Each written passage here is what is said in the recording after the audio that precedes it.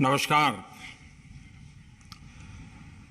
मेरे प्यारे देशवासियों और विश्व समुदाय के सभी परिवारजन, कुछ दिनों बाद 1 दिसंबर से भारत G20 की अध्यक्षता करेगा। भारत के लिए एक ऐतिहासिक अवसर है। आज इसी संदर्भ में इस समिट की वेबसाइट, थीम और लोगो को लॉन्च किया गया है। मैं सभी देशवासियों को इस अवसर पर बहुत बहुत बधाई देता हूं।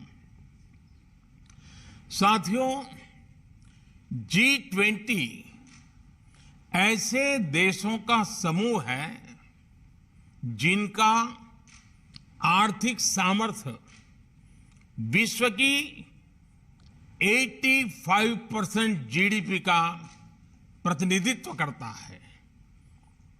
G20 उन 20 देशों का समूह है जो विश्व के 75% व्यापार का प्रतिनिधित्व करते हैं। G20 उन 20 देशों का समूह है जिसमें विश्व की 2/3 जनसंख्या समाहित है। और भारत अब इस G20 समूह का नेतृत्व करने जा रहा है, इसकी अध्यक्षता करने जा रहा है। आप कल्पना कर सकते हैं कि आजादी के अमृत काल में देश के सामने ये कितना बड़ा अवसर आया है। ये हर भारतवासी के लिए गर्व की बात है, उसका गौरव बढ़ाने वाली बात है। और मुझे खुशी है कि G20 समिट को लेकर भारत में होने जा रहे इससे जुड़े आयोजनों को लेकर उत्सुकता और सक्रियता लगातार बढ़ रही है। आज जो ये लोगो लॉन्च हुआ है, उसके निर्माण में भी देशवासियों की बड़ी भूमिका रही है।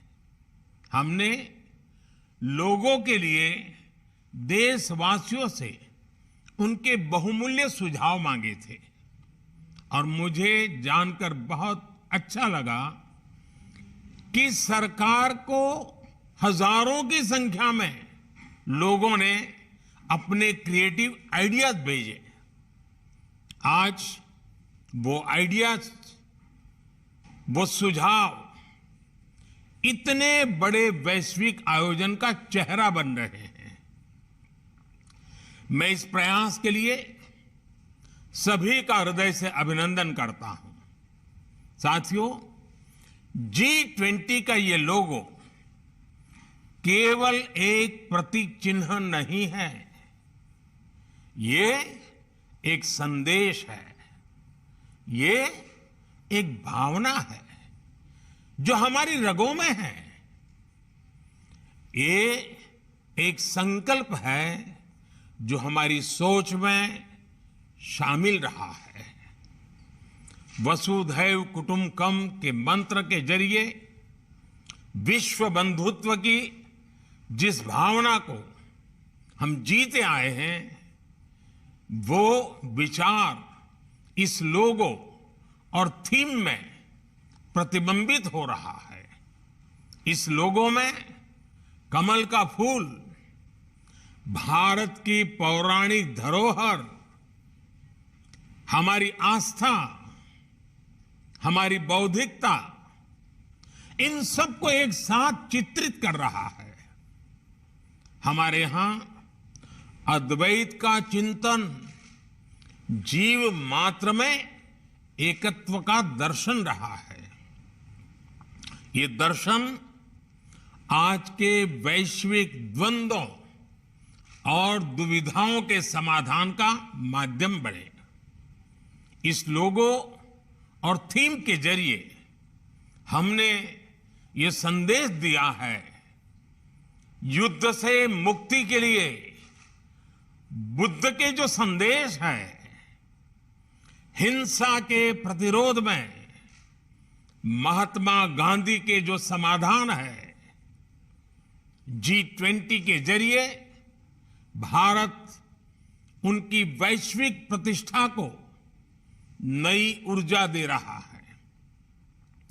Friends, India G20 presidency is coming at a time of crisis and chaos in the world.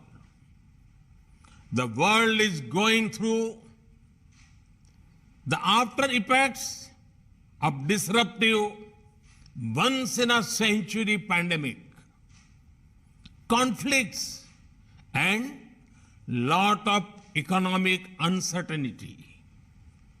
The symbol of the lotus in the G20 logo is a representation of hope in these times. No matter how adverse the circumstances, the lotus still blooms. Even if the world is in a deep crisis, we can still progress and make the world a better place. In Indian culture, both the goddesses of knowledge and prosperity are seated on a lotus. This is what the world needs most today. Shared knowledge that helps us overcome our circumstances, and shared prosperity that reaches the last person at the last mile. This is why in the G20 logo, the earth is placed on lotus too. The 7 petals of the lotus in the logo are also significant. They represent the 7 continents. 7 is also the number of notes in the universal language of music. In music, when the 7 notes come together, they create perfect harmony. But each note has its own uniqueness. Similarly, G20 aims to bring the world together in harmony while respecting diversity. साथियों, ये बात सही है कि दुनिया में जब भी G20 जैसे बड़े प्लेटफॉर्म का कोई सम्मेलन होता है, तो उसके अपने डिप्लोमेटिक और जियोपॉलिटिकल मायने होते ही हैं। ये स्वाभाविक भी है, लेकिन भारत के लिए ये समिट केवल एक डिप्लोमेटिक मीटिंग नहीं है। भारत इसे अपने लिए एक नई जिम्मेदारी के रूप में देखता है। भारत इसे अपने प्रति दुनिया के विश्वास के रूप में देखता है।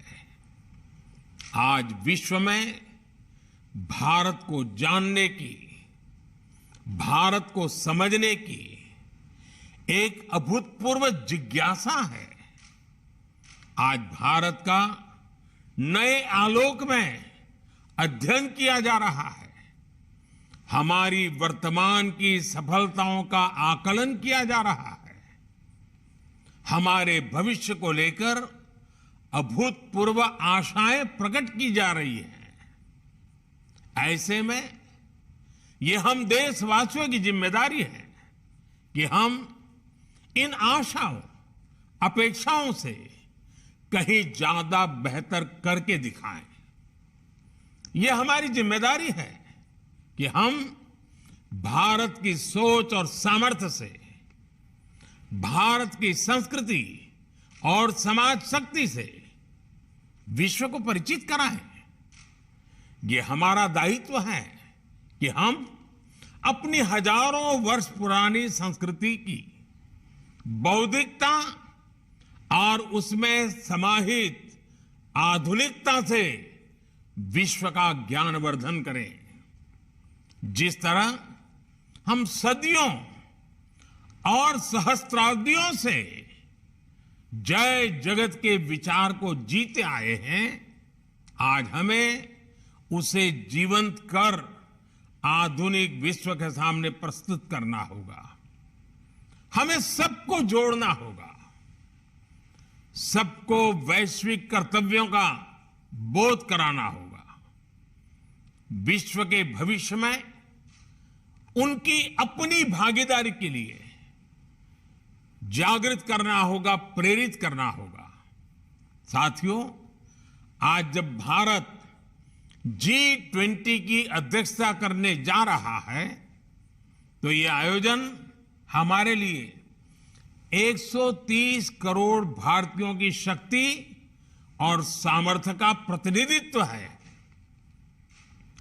आज भारत इस मुकाम पर पहुंचा है, लेकिन इसके पीछे हमारी हजारों वर्षों की बहुत बड़ी यात्रा जुड़ी है, अनंत अनुभव जुड़े हैं।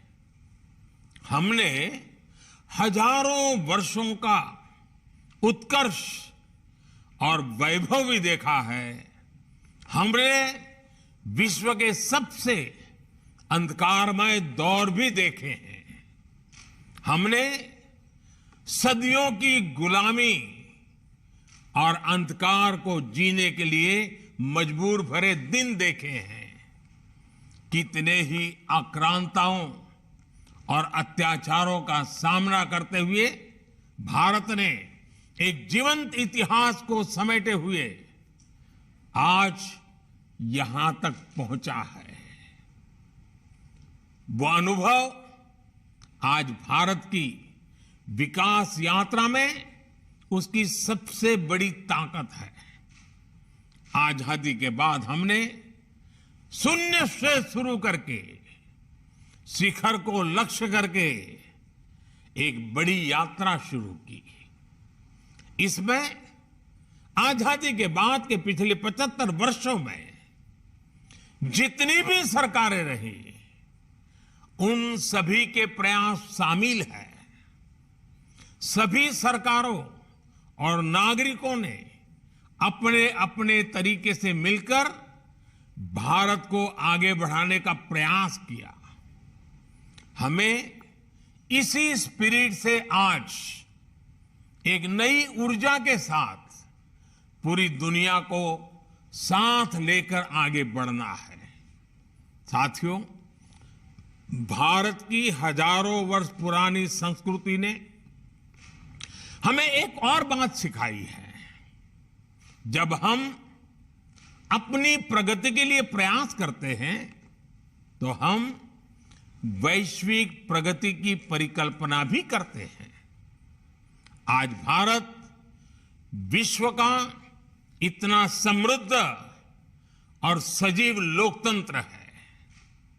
हमारे पास लोकतंत्र के संस्कार भी हैं और मदर ऑफ डेमोक्रेसी के रूप में गौरवशाली परंपरा भी है। भारत के पास जितनी विशिष्टता है, उतनी ही विविधता भी है। ये डेमोक्रेसी, ये डायवर्सिटी, ये इंडिजीनियस अप्रोच, ये इंक्लूसिव सोच, ये लोकल लाइफस्टाइल, ये ग्लोबल थॉट्स आज वर्ल्ड इन्हीं आइडियाज में अपनी सभी चुनौतियों के समाधान देख रहा है। और G20 इसके लिए एक बड़े अवसर के रूप में काम आ सकता है। हम दुनिया को ये दिखा सकते हैं कि कैसे डेमोक्रेसी जब एक व्यवस्था की साथ साथ एक संस्कार और संस्कृति बन जाती है तो कॉन्फ्लिक्ट का स्कोप समाप्त हो जाता है। हम दुनिया के हर मानव को आश्वस्त कर सकते हैं कि प्रगति और प्रकृति दोनों एक दूसरे के साथ चल सकते हैं। हमें सस्टेनेबल डेवलपमेंट को केवल सरकारों के सिस्टम की जगह इंडिविजुअल लाइफ का हिस्सा भी बनाना है, इसका विस्तार करना है। एनवायरमेंट हमारे लिए ग्लोबल कॉज के साथ साथ पर्सनल रिस्पॉन्सिबिलिटी भी बनना चाहिए। साथियों, आज विश्व इलाज की जगह आरोग्य की तलाश कर रहा है। हमारा आयुर्वेद, हमारा योग, जिसे लेकर दुनिया में एक नया विश्वास और उत्साह है, हम उसके विस्तार के लिए एक वैश्विक व्यवस्था बना सकते हैं। अगले साल विश्व इंटरनेशनल ईयर ऑफ मिलेट्स मनाने जा रहा है, लेकिन हम तो सदियों से अनेकों मोटे अनाज को अपने घर की रसोई में जगह दिए हुए हैं। साथियों, कई क्षेत्रों में भारत की उपलब्धियां ऐसी हैं जो विश्व के अन्य देशों के भी काम आ सकती है। उदाहरण के तौर पर भारत ने डिजिटल टेक्नोलॉजीज का उपयोग जिस तरह विकास के लिए किया है, इंक्लूजन के लिए किया है, भ्रष्टाचार मिटाने के लिए किया है, ईज ऑफ डूइंग बिजनेस और ease of doing governance, ease of living बढ़ाने के लिए किया है, ये सभी विकासशील देशों के लिए मॉडल्स हैं, टेम्पलेट्स हैं। इसी तरह आज भारत विमेन एम्पावरमेंट में उसमें बढ़कर विमेन लेड डेवलपमेंट में प्रगति कर रहा है। हमारे जनधन अकाउंट्स और मुद्रा जैसी योजनाओं ने महिलाओं के फाइनेंशियल इंक्लूजन को सुनिश्चित किया है। ऐसे ही विभिन्न क्षेत्रों में हमारा अनुभव विश्व की बड़ी मदद कर सकता है और G20 में भारत की अध्यक्षता इन सब सफल अभियानों को विश्व तक ले जाने का एक अहम माध्यम बनकर आ रही है। साथियों, आज का विश्व सामूहिक नेतृत्व की तरफ बहुत आशा से देख रहा है, चाहे वो G7 हो, G77 हो या फिर UNGA हो। इस माहौल में G20 के प्रेसिडेंट के तौर पर भारत की भूमिका बहुत अहम है। भारत एक और विकसित देशों में से घनिष्ठ रिश्ते रखता है और साथ ही विकासशील देशों के दृष्टिकोण को भी अच्छी तरह से समझता है, उनकी अभिव्यक्ति करता है। इसी आधार पर हम अपनी G20 अध्यक्षता की रूपरेखा ग्लोबल साउथ के उन सभी मित्रों के साथ मिलकर बनाएंगे जो विकास के पथ पर दशकों से भारत के सहयात्री रहे हैं। हमारा प्रयास रहेगा कि विश्व में कोई भी फर्स्ट वर्ल्ड या थर्ड वर्ल्ड फर्स्ट वर्ल्ड या थर्ड वर्ल्ड न हो, बल्कि केवल केवल वन वर्ल्ड हो।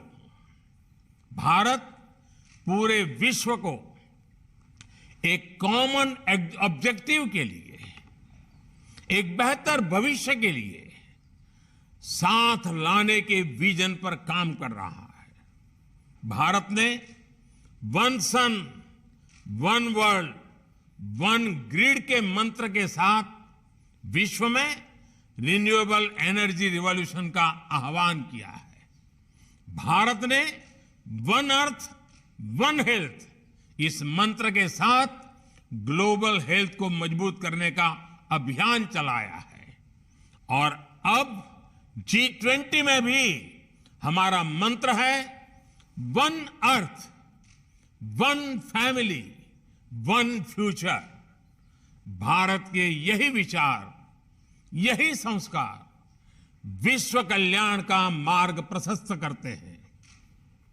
साथियों, आज मेरा देश की सभी राज्य सरकारों, सभी राजनीतिक दलों से भी एक आग्रह है।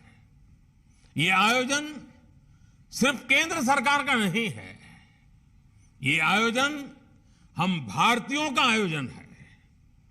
G20 हमारे लिए अतिथि देवो भव की अपनी परंपरा के दर्शन करवाने का भी एक बड़ा अवसर है।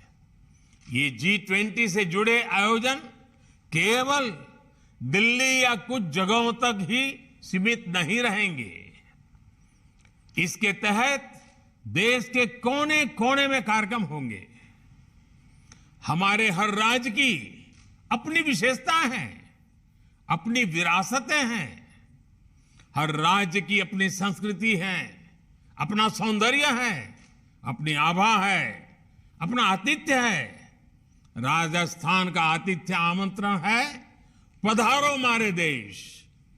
गुजरात का प्यार भरा अभिनंदन है, तमारू स्वागत छे। यही प्यार केरला में, मलयालम में दिखता है, एल्लावर्कुम स्वागतम। अतुल्य भारत का दिल मध्य प्रदेश कहता है, आपका स्वागत है। पश्चिम बंगाल में मीठी बांग्ला में आपका स्वागत होता है, अपना के स्वागत जानाई।